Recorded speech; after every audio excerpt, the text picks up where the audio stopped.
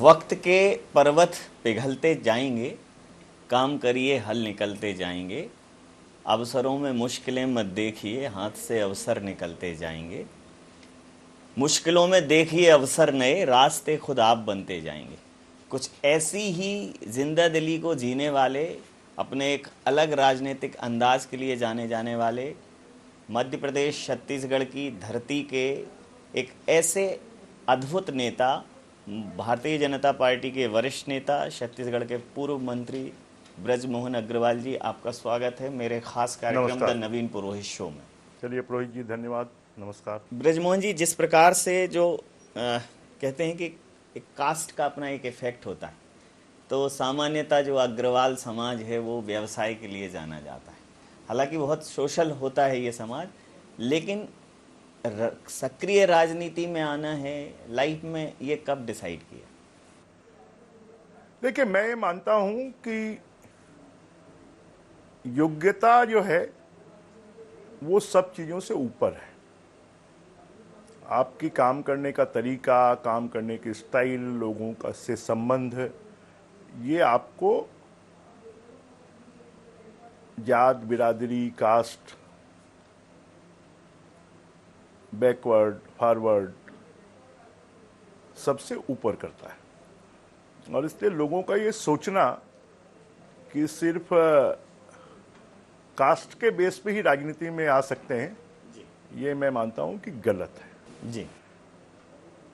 और राजनीति में तो हम स्कूल के ज़माने में कभी एक शिक्षक ने ट्यूशन नहीं पढ़ने वाले लोगों को फेल कर दिया और वहाँ से पहली बगावत शुरू हुई और उसके बाद कॉलेज में पहुँचे, विद्यार्थी परिषद से जुड़ गए, स्टूडेंट लीडरशिप।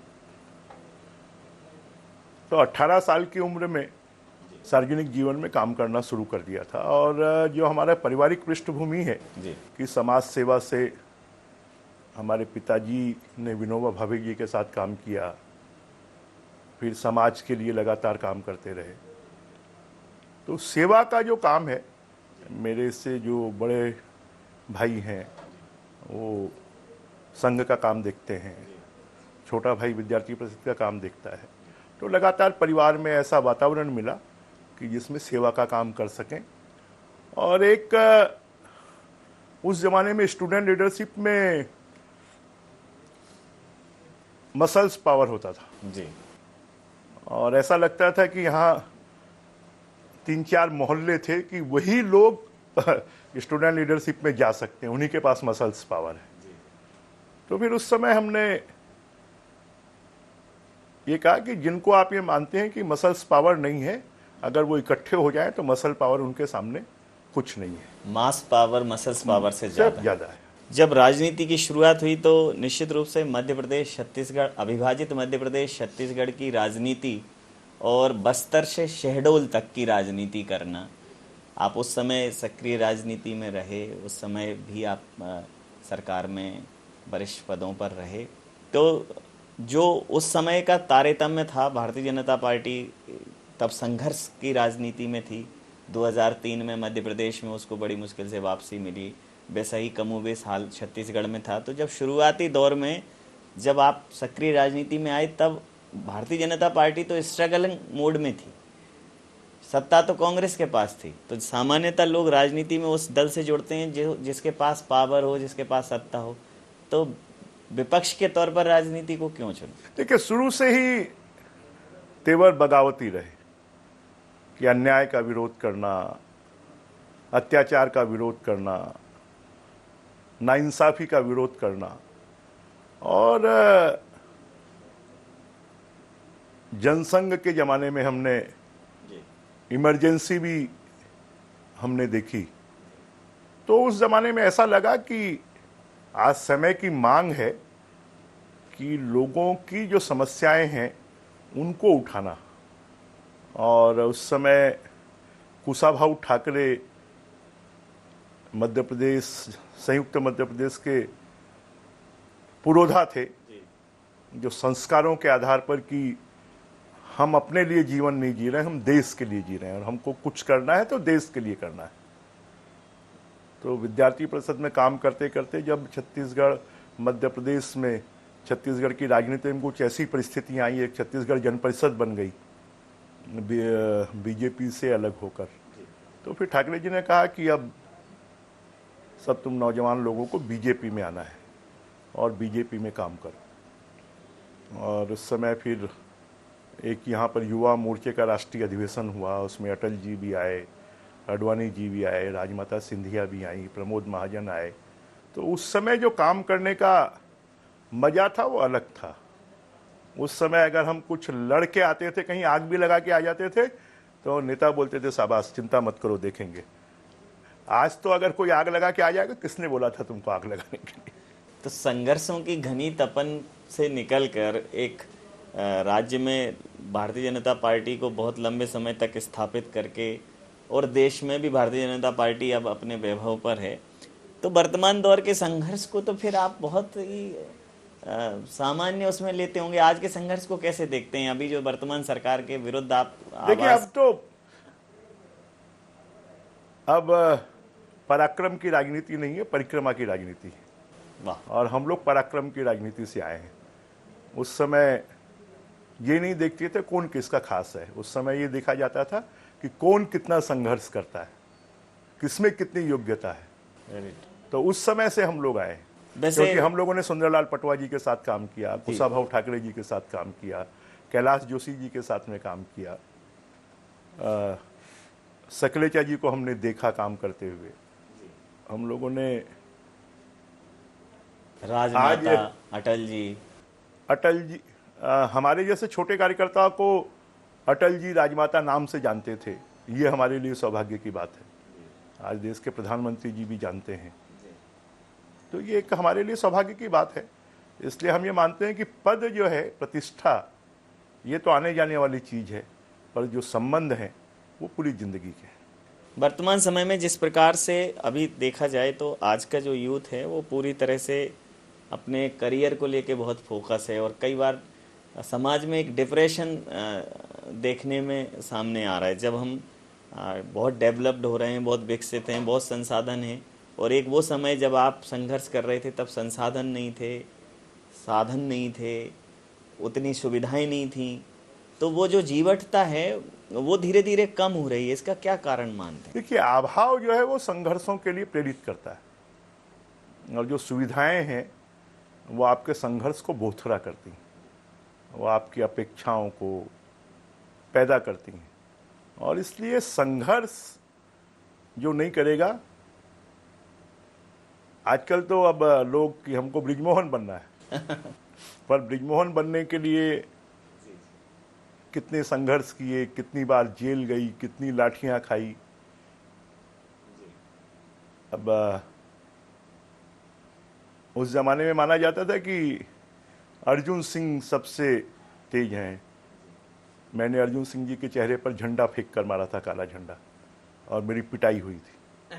मैं कालकोठरी में रहा हूँ। तो हमने आंदोलनों से जब कोई कार्यकर्ता पैदा होता है तो वो फिर तप कर निकलता है, और सुविधाओं में जो पैदा होता है वो सिर्फ सुविधा भोगी हो जाता है।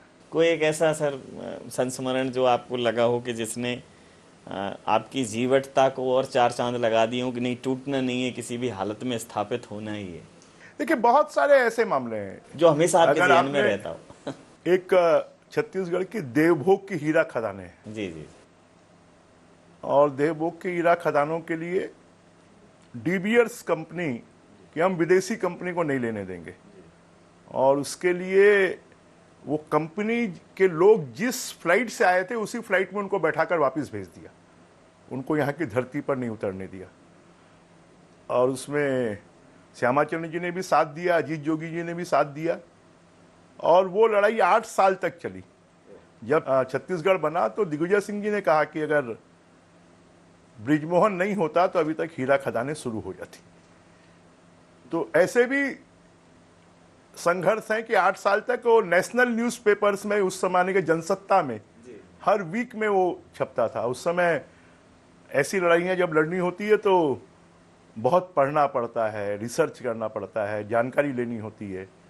तो आजकल तो ये सब लगभग खत्म हो गया है। तो ऐसे एक किस्से नहीं, ऐसे बहुत सारे किस्से हैं। सदन में जब आप रहते हैं तो कहीं ना कहीं सरकार के माथे पर चिंता की लकीरें रहती हैं। सदन में हमेशा बहुत ही जोर शोर से मुद्दे उठाते हैं। तो जैसा आपने कहा कि ये रिसर्च, ये अध्ययन, ये कितना काम आता है सर सदन में? बहुत काम आता है। आज भी अगर कोई सीनियर जर्नलिस्ट मध्य प्रदेश के बारे में, छत्तीसगढ़ के बारे में जानकारी चाहता है, या दिल्ली का हो, बम्बई का, कहीं का भी हो, तो हमारे पास आता है, हमारी लाइब्रेरी में रेफरेंस खोजने आता है, पुरानी फोटोएं लेने आता है, पुराने जानकारियां लेने आता है। तो जो आपका अध्ययन है, रिसर्च है, आपकी जानकारियां हैं, बोलते हैं ना कि ज्ञान को कोई छीन नहीं सकता, शिक्षा को कोई छीन नहीं सकता, डिग्री को छीन सकता है। तो इसलिए ये, और आजकल की जो लेजिस्लेशन के लोग हैं वो तो उथले सिर्फ कुछ अपना जीवन बनाने के लिए आते हैं, कोई ज्ञान के लिए, जानकारी के लिए, सेवा के लिए नहीं आते हैं। ये बहुत बड़ा अंतर हो गया। बहुत मुश्किल होता है सर कि एक विरासत को लगातार आगे बढ़ाना, एक छवि जो आम आदमी के जेहन में बन जाती है किसी व्यक्ति के लिए, उसको जब आप सत्ता में हो, विपक्ष में हो, हर समय उसको मेंटेन करना, उसका संधारण किए रहना। आम आदमी के नेता के तौर पर आपको जाना जाता है, तो बतौर मंत्री भी बंगले पे वही भीड़ भाड़ रहती थी, या विपक्ष में तब भी वही भीड़ भाड़ है। तो आम आदमी की अपेक्षाओं पर कैसे खरा उतर जाते हैं? क्या फॉर्मूला है? देखिए, आम आदमी चाहता है कि वो कोई आपसे सोना, चांदी, हीरा और पैसे नहीं चाहता। कोई दुखी व्यक्ति है, आपने उसको मरहम लगा दी, उसकी हिम्मत बढ़ा दी, उसको ढांढस दे दिया, और उसको भी मालूम है कि हम हर काम नहीं कर सकते, परंतु अगर हम काम करने की कोशिश भी करते हैं तो उसको लगता है कि मेरे लिए कुछ किया है। और मैं ये मानता हूं कि जैसा मैंने पहले भी कहा, पूरे जीवन में जो संबंध हैं वो बड़ी चीज है। पद प्रतिष्ठा छोटी चीज है, वो आने जाने वाली है। और मैंने अपने 45 साल के राजनीतिक जीवन में इस बात की कोशिश की है कि जो लोग मेरे साथ स्कूल में पढ़े हैं, कॉलेज में पढ़े हैं, राजनीति में साथ में रहे हैं, उनसे आज भी वैसे ही संबंध है जैसे 45 साल पहले, 40 साल पहले, 30 साल पहले, 25 साल पहले, 20 साल पहले थे। वो आज भी जुड़े हुए हैं। यहाँ तक कि मेरे साथ जो स्टाफ काम करता है वो भी 35-35 साल पुराना स्टाफ है, 40-40 साल पुराना। आपने कहा ये संबंधों का जीवन साक्षी अभी आपके एक पारिवारिक कार्यक्रम में, मतलब ये मेरे भी संज्ञान में था, चूंकि मैं मध्य प्रदेश के पटल पर बहुत नया हूँ, लेकिन लोग जब मुझे कि हम छत्तीसगढ़ जा रहे हैं ब्रजमोहन जी के यहाँ कार्यक्रम में, तो चाहे मीडिया हो, चाहे राजनीतिक क्षेत्र का व्यक्ति हो, चाहे और सामाजिक सरोकारों से जुड़ा हुआ हो, व्यवसाय से जुड़ा हुआ हो, ऐसा लगा जैसे मध्य प्रदेश छत्तीसगढ़, अविभाजित मध्य प्रदेश छत्तीसगढ़ के किसी वरिष्ठ व्यक्ति के यहाँ कोई कार्यक्रम है। तो सामान्यतः जब सीमाएं बढ़ जाती हैं तो लोगों के सरोकार खत्म हो जाते हैं। तो इतना सरोकार जिंदा रखने का कारण सर? देखिए, अब मैंने जितने सीनियर जर्नलिस्ट हैं मध्य प्रदेश के, जो 60 साल से ऊपर के हैं और जिनके साथ हमने काम किया है, तो जब उनसे मैं भोपाल में मिला, उनको आमंत्रित किया, तो उन्होंने कहा कि कोई पहला व्यक्ति है, छत्तीसगढ़ बने हुए 23 साल हो गया, उसके बाद भी हमको भूला नहीं है, हमको याद किया है। तो मुझे लगता है कि संबंध जीवन में कहीं ना कहीं काम आते हैं, और संबंध आपको ताकत भी देते हैं, आपको ऊर्जा भी देते हैं, और इसलिए संबंधों को कायम रखना, ये अगर आप सीखते हैं तो आप जीवन में हमेशा ऊर्जा से भरे हुए रहेंगे। सर, ये तो आपके निजी जीवन और तमाम सारे पहलुओं पर बात करने के बाद मैं अभी वर्तमान की राजनीति की बात करूं कि जब पूरे देश में भारतीय जनता पार्टी अपने चरम पर है, शिखर पर है, तब ऐसे क्या कारण रहे कि मध्य प्रदेश और छत्तीसगढ़ में उसको सत्ता से पदच्युत होना? क्या ऐसा 2018 में ऐसा क्या फैक्टर हो गया? देखिए, फैक्टर नहीं है। मध्य प्रदेश में भी 15 सालों से सरकार थी, छत्तीसगढ़ में भी 15 सालों से सरकार थी। तो एक स्वाभाविक लोगों को कई बार टेस्ट करने की, चेंज करने की इच्छा होती। तो आप ये मानते हैं कि कांग्रेस, मतलब आप ये मान रहे हैं कि कांग्रेस अभी टेस्टिंग पीरियड से गुजर रही है? हाँ, कांग्रेस तो, मैं तो मानता हूँ टेस्टिंग में नहीं, हनीमून पीरियड से गुजर रही है। और उनका इसी कारण ये आपने अपना एक नई टर्मिनोलॉजी घड़ी, हनीमून पीरियड, ऐसा क्यों कहा सर? वो इसलिए कहा कि अभी भी वो मौज मस्ती के मूड में है, वो सेवा के मूड में नहीं है, वो काम करने के मूड में नहीं है। और इसलिए ना मध्य प्रदेश में दोबारा कांग्रेस आने वाली है, ना छत्तीसगढ़ में आने वाली है। आरक्षण के मुद्दे पर बड़ा सर फुटबॉल हो रहा है सर, वॉलीबॉल बना दिया उस मसले को। कभी वो भारतीय जनता पार्टी के पाले में डाल देते हैं, आप कहते हैं सरकार की वजह से नहीं हो रहा, सरकार कहती है आपकी वजह से नहीं हो रहा। अब किसी भी निर्णय करना और उस निर्णय को लागू करना, ये किसका काम है? विपक्ष का काम तो नहीं है, ये सत्ता का काम है। आपको किसने कहा था कि 78% आरक्षण लेकर आइए? सरकार है, आपके पास में ब्यूरोक्रेट्स हैं, आईएएस हैं, आपके पास में विधिक सलाहकार हैं, आपके पास में एडवोकेट जनरल है। तो जनता तो ये मानती है ना कि सरकार गुमराह करने की कोशिश कर रही है।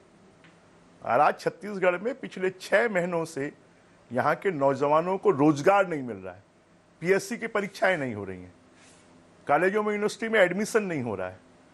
तो मुझे लगता है कहीं ना कहीं ये सरकार षड्यंत्र कर रही है, क्योंकि ये कंगाल है, बेहाल है, बदहाल है। उनको मालूम है नौकरी देंगे तो पैसा देना पड़ेगा, और इसलिए खाली वो राजनीति कर रही है। अरे सुप्रीम कोर्ट में केस है, जब तक सुप्रीम कोर्ट का डिसीजन नहीं होगा कौन उसको लागू कर सकता है? तो आप जो पुराना आरक्षण है उसके आधार पर भर्ती करिए ना। जिस दिन ये बात आपने अभी कोर्ट में भी कही। जब आप सुप्रीम कोर्ट से जीत जाएंगे उस दिन आप जो चाहते हैं वो करिए। और उसके बेस पर नौजवानों के भविष्य को बर्बाद करना, ये तो नाइंसाफी है, अन्याय है, अत्याचार है, और नौजवानों के भविष्य के साथ में खिलवाड़ है। जिस प्रकार से ऐसा ही एक वो झीरम घाटी वाले मामले में वो कहते हैं कि उसमें भी जो है सरकार ने साक्ष्य उस समय छिपाए, जांच की इजाज़त नहीं दी, उसको भी लेके भ्रम की स्थिति है, जबकि एक बहुत ही बड़ा कलंकित घटनाक्रम है वो छत्तीसगढ़ की धरती पर। देखिए, वो उस घटनाक्रम के समय मैं स्वयं मंत्री था, राहुल जी, सोनिया जी, प्रधानमंत्री मनमोहन जी आए थे, राजभवन की बैठक में मैं भी था। एनआईए जांच की घोषणा प्रधानमंत्री मनमोहन सिंह जी ने की थी, उनकी सरकार थी, लंबे समय तक उनकी सरकार रही। क्यों घटनाक्रम सामने नहीं आया? और आज जो मुख्यमंत्री भूपेश बघेल जी हैं वो कहते हैं कि मेरे जेब में साक्ष्य हैं कि आपके नेताओं की श्रृंखला चली गई। वो हमारे भी मित्र थे, हमारे भी अग्रज थे, हमारे से भी संबंध थे, चाहे विद्याचरण शुक्ला हों, चाहे फिर महेंद्र कर्मा हों, चाहे नंद कुमार पटेल हों। हमने भी खोया है उनको, परंतु उसमें सिर्फ राजनीति करना, कम से कम इस प्रकार की घटनाओं पर राजनीति नहीं करना चाहिए। मैं तो कहूँगा कि आप 4.5 साल से सरकार में हैं, अगर आप में मर्दानगी है तो आप दोषियों को सामने लाइए, कार्रवाई करिए, नहीं तो आप लोग आपको कहेंगे कि आप भी उस दोष के भागीदार हैं। जिस प्रकार से एक नया आपके साथ मुझे बड़े नए नए शब्द सीखने को मिल रहे हैं, मैं भी एक नया शब्द यहाँ गढ़ रहा हूँ कि ये छत्तीसगढ़ जो है वो कांग्रेस के लिए पॉलिटिकल हेवन हो गया है, राजनीतिक रूप से स्वर्ग है। मतलब छत्तीसगढ़ में ही कांग्रेस की बड़ी सभाएं हो रही हैं, महासम्मेलन हो रहे हैं, और वो छत्तीसगढ़ को एक मॉडल के तरह प्रस्तुत कर रहे हैं। तो आपको लगता है कि ये छत्तीसगढ़ मॉडल देश में कहीं और कमाल दिखा पाएगा, जबकि आप तो इस मॉडल पे ही संशय खड़ा कर रहे हैं? भूपेश बघेल जी इस मॉडल को लेकर बिहार गए थे, उसके बाद में उत्तर प्रदेश गए थे, वहाँ 7 सीटें थी, 2 पर आ गए। उसके बाद में गुजरात गए, वो असम गए। तो कौन सा मॉडल है? माफिया मॉडल, शराब माफिया, रेत माफिया, जंगल माफिया, जमीन माफिया, ड्रग माफिया। कौन सा माफिया? छत्तीसगढ़ जाना जाता था शांत प्रदेश के नाम से। मैंने विधानसभा में कहा था जिस दिन रेत के ठेके शुरू किए कि आपने शराब तो अब सरकारी हो गई है, अब ये शराब के ठेकेदार रेत में जाएंगे। और जैसे शराब के टेंडर होते थे ना, 100-100, 200-200 लोग एक ही ठेकेदार डालते थे और फिर ले लेते थे, ऐसे ही यहाँ रेत में हो रहा है। और उसमें लोगों की हत्याएं हो रही हैं, मारपीट हो रही है, रेत के रेट दुगने चौगने हो गए। तो सरकार का काम सिर्फ पैसा कमाना नहीं है, सरकार का काम सेवा करना है। मुझे याद है जब मेरी ये हीरा खदान की लड़ाई चल रही थी, तो एक दिन दिग्विजय सिंह वेल में मेरे गले में उन्होंने हाथ डाला, बोले बृजमोहन पैसा कमाने के लिए भ्रष्टाचार करना जरूरी नहीं। तो सरकार में आप बैठे हो, इतनी बेहुदगी से आप भ्रष्टाचार कर रहे हैं कि पान डिब्बा चाय डिब्बा वाला भी जानता है कि शराब के पैसे कहाँ जा रहे हैं, रेत के पैसे कहाँ जा रहे हैं, जंगल के पैसे कहाँ जा रहे हैं, ड्रग का काम कौन कर रहा है। तो इतना तो बेहयाई से भ्रष्टाचार शायद हिंदुस्तान में मैंने अपनी 45 साल की राजनीति में कभी नहीं देखा है। लेकिन सर, ये 45 साल की राजनीति में ये शब्द भी कभी नहीं आया कि देश का लोकतंत्र खतरे में। राहुल जी कह रहे हैं विदेशों में भी जाके। नहीं, ये तो होते रहता है। देखिए, पॉलिटिकल आरोप प्रत्यारोप तो होते रहते हैं। नहीं, वो कह रहे हैं सारी संस्थाएं गिरवी रख गई। अरे गिरवी रख गई तो जनता आपकी बात सुन क्यों नहीं रही है? मोदी जी को पहले 5 साल के लिए लाया, फिर दोबारा 5 साल के लिए लाया, अब तीसरी बार भी लाने वाले हैं। देश के 29 राज्यों में से आप 3 राज्य में बचे हैं। ईडी सीबीआई और इलेक्शन कमीशन के जोर पर ही है सब सर। नहीं तो ईडी सीबीआई तो पहले भी काम करती थी, मनमोहन सिंह के जमाने में भी काम करती थी, तो वो तो हमेशा काम करती है। अगर आप ईमानदार हैं, भ्रष्ट नहीं है, तो आप डर क्यों रहे? आपको डर किस बात का है? डायरियों में नाम क्यों मिल रहे हैं? जैसे व्यापारी अपना लेजर मेंटेन करता है ना, वैसे भ्रष्टाचार का लेजर यहां मेंटेन होता है, और वही पकड़े गए। एक और बात कही जा रही है कांग्रेस की तरफ से छत्तीसगढ़ में, कि छत्तीसगढ़ में तो अभी क्या है, भारतीय जनता पार्टी के पास कोई बहुत बड़ी लीडरशिप ही नहीं है, लोकल लीडरशिप का अभाव बता रहे हैं। भारतीय जनता पार्टी का हर कार्यकर्ता लीडर है। हरियाणा में खट्टर जी बन गए, झारखंड में साहू जी बन गए, तो बीजेपी का कोई भी कार्यकर्ता लीडर बन सकता है। खाली कांग्रेस जैसे एक परिवार का आदमी ही लीडर बनेगा ऐसा नहीं है, इसलिए कांग्रेस को ऐसा लगता है, या एक परिवार के लोगों को जो उनकी भक्ति करने वाला होगा वही बनेगा, ऐसा बीजेपी में नहीं है। यहां तो 2.5 साल का कमिटमेंट फेल हो जाता है। जो ये राहुल जी की जो सदस्यता गई है उस पर भी सवाल खड़े कर रहे हैं कि भाई लोकतंत्र की हत्या करने पर आमादा हैं आप। जो है भारत जोड़ने व्यक्ति जो निकला था, आपने उसके मुंह पर ही जो है टेप लगा दिया। अगर याद होगा तो मनमोहन सिंह जी के जमाने में एक कानून आ रहा था, जिस कानून में था कि 2 साल पर सदस्यता समाप्त होने के मामले को 5 साल करना चाहिए। राहुल जी ने, पूरे देश में उसकी निंदा हुई थी, राहुल जी ने उस विधेयक को सार्वजनिक रूप से फाड़कर फेंक दिया था। तो जैसा आप करेंगे वैसा भरेंगे, अब आपको ही भुगतना पड़ रहा है, और न्यायालय को भी क्या आप राजनीति में घसीटेंगे? जो कानून आपने बनाया है उस कानून के तहत आपकी सदस्यता समाप्त हुई है कि 2 साल की जिसको सजा होगी उसकी सदस्यता समाप्त हो जाएगी। न्यायालय ने निर्णय दिया है, आपके पास में न्यायालय ने कहा कि आप माफी मांग लीजिए। एक और बड़ा महत्वपूर्ण प्रश्न है सर कि आप पर बहुसंख्यक लोगों की राजनीति करने का आरोप लग रहा है कि भाई देश को आप एक हिंदुत्व की तरफ ले जा रहे हैं, वो कट्टर हिंदुत्व ये शब्द, और भगवा आतंकवाद, इस प्रकार के आरोप भी आपके ऊपर लगते हैं कि ये वोट बैंक की राजनीति। देखिए, भगवा त्याग का, तपस्या का, बलिदान का, इस देश के संघर्षों का, महारानी लक्ष्मीबाई हो, तात्या टोपे हो, शिवाजी महाराज हो, जिन्होंने इस देश की रक्षा की, इस देश को मुगलों से बचाया,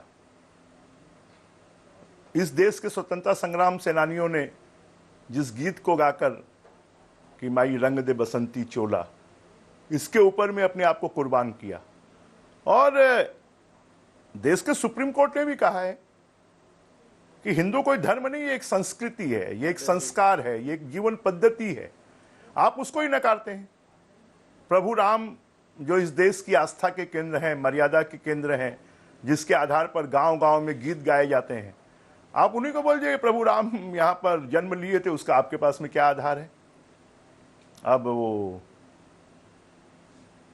कुर्ते के नीचे जनेऊ पहन के मंदिर जाने लगे। अंतिम और महत्वपूर्ण प्रश्न सर, 23 और 24 में प्रदेश में, देश में कमल खिलेगा कि मुरझाया रहेगा सर? कमल तो खिला हुआ है। जब भी सूरज उगता है तो कमल खिलता है। अटल जी ने जब 1980 में बंबई में समुद्र के किनारे जब बीजेपी की स्थापना हुई थी, उन्होंने कहा था कि बादल छटेगा, सूरज उगेगा, कमल खिलेगा। और उनकी जो ये भविष्यवाणी थी आज वो साबित हो रही है। जो जनसंघ से लेकर आज तक बीजेपी के लाखों लोगों ने अपने जीवन की आहुति दी है, आज उसका परिणाम है कि आज पूरे देश में भारतीय जनता पार्टी और जो हमारी सनातन विचारधारा है उसके आधार पर काम हो रहा है। जो लोगों की आस्था के केंद्र हैं, अयोध्या में प्रभु राम का धाम बन रहा है, काशी विश्वनाथ के मंदिर की भव्यता बढ़ी है, उज्जैन में महाकाल की भव्यता बढ़ी है, सोमनाथ के मंदिर का कायाकल्प हो रहा है। तो ये सब इस देश का जागरण हो रहा है, इस देश का पुनर्जागरण हो रहा है। और ये हमारे देश के लोगों के लिए सबसे ज़्यादा गर्व की बात है। जब बाकी देशों में रहने वाले मुस्लिम अपने पूर्वज हिंदुओं को मानते हैं, तो इस देश में रहने वाले मुस्लिम अपने पूर्वजों का सम्मान क्यों नहीं करते। और आज तक देश की आज़ादी के बाद कुछ लोगों ने तुष्टीकरण की राजनीति की और आज उनको उसका परिणाम भुगतना पड़ रहा है। हम आदमी हैं, दुआ कीजिए, हम आदमी रहें इसके लिए भी दुआ कीजिए। वो सिर्फ होने से कुछ नहीं होगा, अपने होने का हक अदा कीजिए। और सीखना है तो जुगनुओं से सीखो, रोशनी हो ना हो जला कीजिए, तो कमल तो खिलेगा। कमल खिला है, सत्ता से और विपक्ष से कमल पर कोई फर्क नहीं पड़ता। कमल एक राजनीतिक प्रतीक ही नहीं है बल्कि एक आंदोलन है। सर, आपके जीवन के तमाम पहलुओं को, ब्रजमोहन अग्रवाल जी की जिजीविषा को, उनके विचार को, उनके जीवन दर्शन को, निश्चित रूप से ये इंटरव्यू मेरे लिए भी एक अनुभव की तरह है। दर्शकों को भी बहुत पसंद आया होगा। आपने हमें इतना समय दिया हमारे साथ अपने विचार साझा के लिए, उसके लिए आपका बहुत बहुत धन्यवाद, बहुत बहुत आभार। तो द नवीन पुरोहित शो में इतना ही। आप बने रहिए हमारे साथ और देखते रहिए आई न्यूज़ 24। नमस्कार। चलिए पुरोहित जी, धन्यवाद बहुत बहुत।